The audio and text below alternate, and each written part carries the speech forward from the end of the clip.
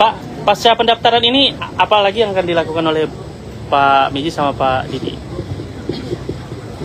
Jelas setelah hari ini kita diarahkan besok pemeriksaan kesehatan. Itu.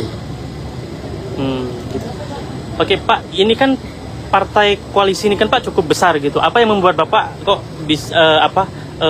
koalisinya harus besar seperti ini, itu seperti apa? Apa pertimbangannya Pak? Apakah secara elektoral atau mesin politik atau seperti apa? Kalbar ini luas, 1/3 Pulau Jawa.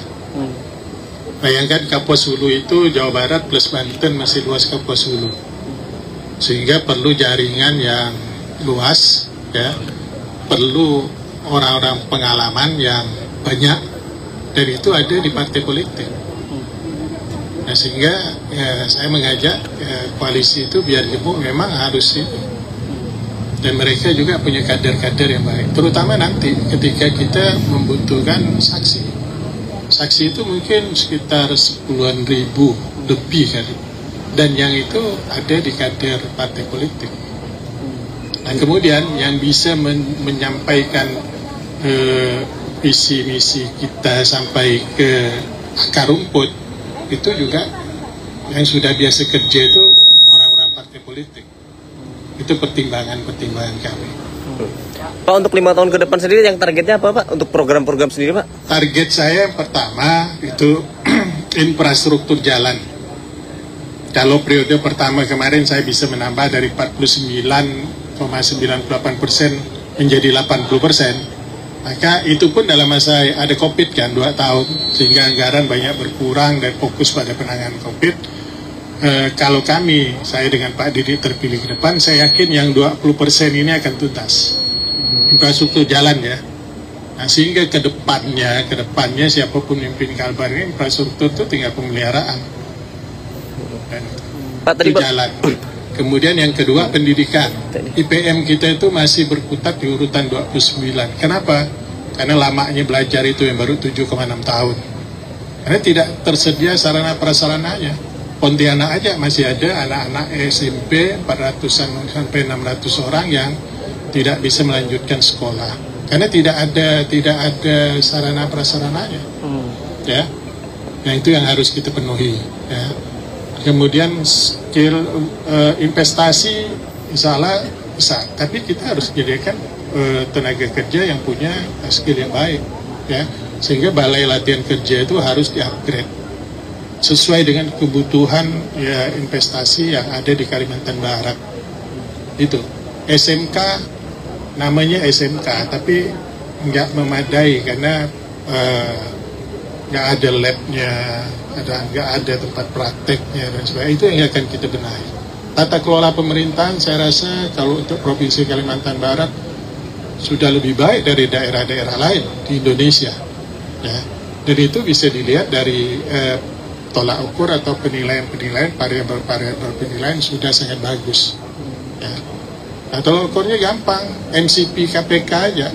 MCP KPK itu kan 8 ranah ini urusannya, dan nilai Provinsi Kalbar itu sudah 98, berada di urutan 3 dan 4. Kemudian desa itu kan ada desa mandiri, maju, berkembang, tertinggal, sangat tertinggal. Kita sudah tidak punya desa sangat tertinggal, sudah tidak ada, desa tertinggal sudah tidak ada. Desa mandiri itu dari 2018 sekarang jadi 1029 kalau nggak salah saya, ya. Dan insya Allah itu bisa bertambah terus, ya. Sudah separuhnya sudah desa mandiri. Profil dan jejak karir Didi Haryono, calon wakil gubernur Kalbar, ex-Kapolda Kalbar yang pernah jabat komisaris utama Bank Daerah. Irjen Didi tercatat mengemban jabatan sebagai Kapolda Kalbar sejak tahun 2017 hingga 2020. Jabatan terakhirnya sebelum pensiun adalah analis kebijakan utama Itwasum Polri. Adapun Irjen Didi resmi pensiun sebagai perwira tinggi, Pati, Polri pada tahun 2020. Irjen Didi Haryono lahir di Sambas, Kalbar, pada tanggal 2 Maret tahun 1962. Ia adalah lulusan Akademi Kepolisian, Akpol, tahun 1986. Nama lengkapnya adalah Irjen Pol Purn, DS, Didi Haryono, SH. MH karir Irjen Didi Haryono telah malang melintang di dalam kepolisian tanah air. Berbagai jabatan strategis di Korps Bayangkara sudah pernah diembannya. Ia tercatat pernah menjabat sebagai Kabid Humas Polda Kalbar, Kapolres Kapuas Hulu, Kasubagtep Bak Rehab DIV Propam Polri, Pamen Sede SDM Polri, 2009, dan Kabid Standardisasi, Pusbinprov Div Propam Polri, 2010. Didi juga sempat menduduki posisi sebagai Kabak Standar Rowa Prof Div Propam Polri, 2011, Irwasda Polda Banten, 2012, Analis Kebijakan Madya Bidang Jemen Ops Itwasum Polri, 2013, dan Irwasda Polda Kalbar, 2014. Pada tahun 2016, Irjen Didi didapuk menjadi Wakapolda Kepulauan Riau. Kemudian ia diangkat menjadi Kapolda Kalimantan Barat pada tahun 2017. Menjelang masa pensiun, Irjen Didi Haryono lantas dimutasi menjadi Analis Kebijakan Utama Itwasum Polri pada tahun 2020. Mantan Kapolda Didi Haryono jadi Komisaris Utama Bank Kalbar tanggal 12 November tahun 2020 sampai dengan tahun 2024.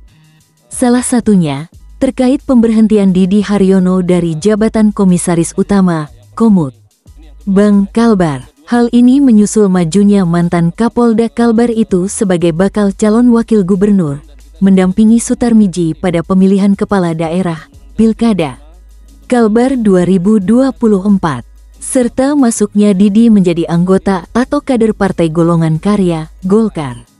Sebelumnya, Didi Haryono dikabarkan juga telah melayangkan surat pengunduran diri dari jabatannya sebagai Komut Bank Kalbar. Sutarmiji Didi Haryono menjadi bakal pasangan calon, Bapaslon, Gubernur dan Wakil Gubernur, Wagub, Kalimantan Barat, Kalbar, pertama yang mendaftar ke Komisi Pemilihan Umum, KPU. Tiba di KPU Kalbar sekitar pukul 11 waktu Indonesia Barat. Miji Didi bersama para ketua partai pengusung diterima oleh Ketua KPU Kalbar Muhammad Syarifuddin Budi beserta jajaran komisioner KPU di kantor KPU Kalbar, Rabu, 28/8.